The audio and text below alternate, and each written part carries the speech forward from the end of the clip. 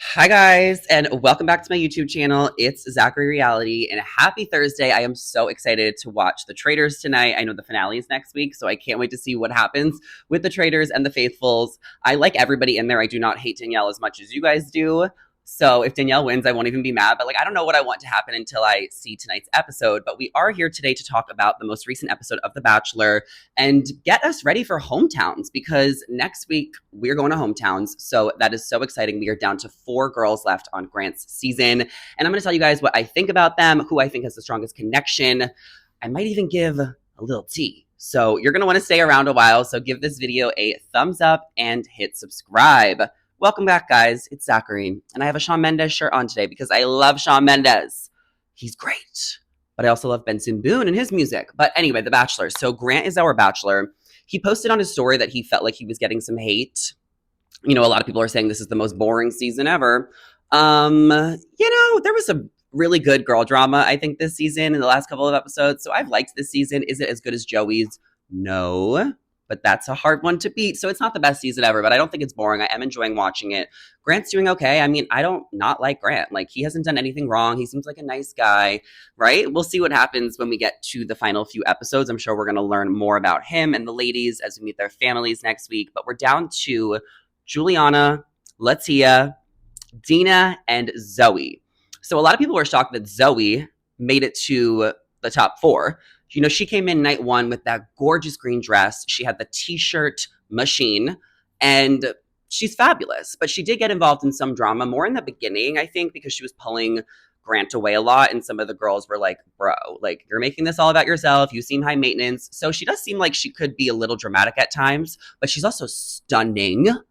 And I feel like we don't know too much about her and her story because she never got a one-on-one. So it was really shocking that she went into hometowns, that she got that rose. I just didn't expect her to make it to the finale, to the hometowns. I kind of thought it would be either Carolina or Alex who was going to take that spot. But I think the reason why Alex went home is because her connection probably fell flat. It came off strong in the beginning. They were really cute, but they realized that they were just better off as friends. And once Alex was not getting airtime this week, it was kind of obvious that she was going to go home. So then I thought maybe Carolina would get the spot because Grant did spend so much time with her on that group date, and he has been invested in Carolina all season. I don't know if that's just because she's been pouting a lot, so maybe that's why he feels like he wants to be there for someone who's struggling. But I really thought Grant liked Carolina, and I thought that we saw a really cool redemption arc with Carolina. She really became disliked amongst the women, but then towards the rose ceremony, we saw her and Dina make up after that big blow up, which was kind of Dina's fault, by the way. So I just thought we deserved to see a Carolina hometown. If she went home after that, that would have made sense because I just didn't think her and Grant were endgame. But we deserve to see her hometown in Puerto Rico. We were invested in her all season as the villain, and she's fun to watch. I don't really think she's an iconic villain compared to Corinne and Courtney Robertson, but she did give us a few good moments when she was call me crazy. I mean, she's been fun to watch. You guys know I know her, so I made a video about that on TikTok. Feel free to watch, but I would have liked to see Carolina's hometown. And then Serafina went home. She jumped off the bridge last week, so kudos to Serafina. It was obvious that she was going home because she did not have the strongest connection. I mean, we're at hometowns. This season is an episode less than usual. So I don't know why, but that's why it's gone so fast. And so many girls have been dropping like flies. I did hear that the Women Tell All films on Saturday. So in just a couple of days. So I know a lot of the girls are going to be there, and most likely the girls who get 3rd and 4th place. Because I don't know if they're going to air it next week, right? Next week's hometowns, but the week after, do you think they'll air the Women Tell All first, or do you think they'll air Fantasy Suites first? Because if they air the Women Tell All first, we could expect to see Zoe and Dina there, right? Because I think Zoe goes 4th. She's going to go next week. And then I think Dina, attorney from Chicago, who was just giving Carolina way too hard of a time this week, but I loved that they made up, so that's great. But Dina, I feel like will go 3rd because her and Grant just don't seem to have the connection that he has with Litia and Juliana. I mean, he loves Litia and Juliana, and those are definitely his top 2, and those are the 2 girls that he's having a difficult time deciding who to pick towards the end of the season. So I can't wait to see the finale. I always think the show gets better with the, hometowns I think is boring for some people. But I really think the show always picks up when it's like Women Tell All, Fantasy Suites, the finale, AFR. Like everybody wants to know what happens. So even people who have not been invested all season, like all of a sudden get reinvested. But I've been watching each week. I'm invested, and I think it's going to come down to Juliana and Litia. And I do think Juliana is going to win.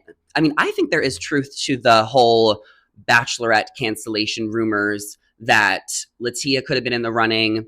You know, she's from Utah, so her hometown next week is going to be so fun to see like the Mormons. But maybe that kind of sparked the producers who are now giving The Secret Lives of Mormon Wives season 2, the Bachelorette time slot in May. That could have sparked the producers to be like, why are we going to film a show in Utah with one woman who might not be that interesting? Like Litia is gorgeous, but like we don't know too much about her. And she seems like someone who like is very proper and perfect. Like I don't even know if she could give us that good or entertaining of a Bachelorette season. I think Litia is better off going to Paradise. I mean, they got to bring in some really cute guys. And I think that there's not too many options when you look at the last group of guys from Jen's season and Charity's season. And I kind of think they might need to pull from other places. You know how Dylan Efron got on Traitors, right? Like an actor? I don't know. If they could pull a few hot guys from other reality shows or just like normal guys and just throw them on the beach, like there already will be enough familiar faces that like it's okay to meet a few new guys who are hot, because I feel like these girls are so iconic from Joey's season. There's some great girls on Grant's season. We need to make sure that they have good guys in Paradise. And Paradise is allegedly filming in April, which is like next month. So I heard Cancun, but Ben Higgins said that he heard like Puerto Rico or Dominican Republic. So either way, it's going to be a new beach. It's going to be a fresh vibe. I don't even know if Wells will still be there. Obviously, I'm sure you guys have seen about the producer changes. There's been a lot of production changes on the Bachelor Nation franchise.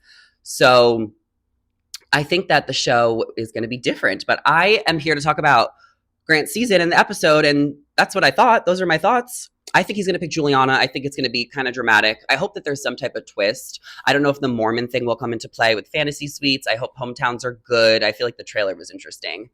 So we'll see what happens. I'll give you guys my thoughts. I did start watching Survivor. I started watching White Lotus, and I kind of been bored of White Lotus. I might have to binge the first couple of episodes. I mean, the first couple of seasons, because I really haven't seen them, to get a better idea of what's going on. But also Survivor I'm excited about, but only one episode in. So I'm not like too into it yet. Like I said, I'm into Traitors. I'm watching Summerhouse, Teen Page, and I'm also watching The Housewives. Are there any Housewives on? I'm watching Southern Charm, Southern Hospitality, and Summerhouse, but Beverly Hills Housewives. Watching that. Well, those are all my thoughts for the day.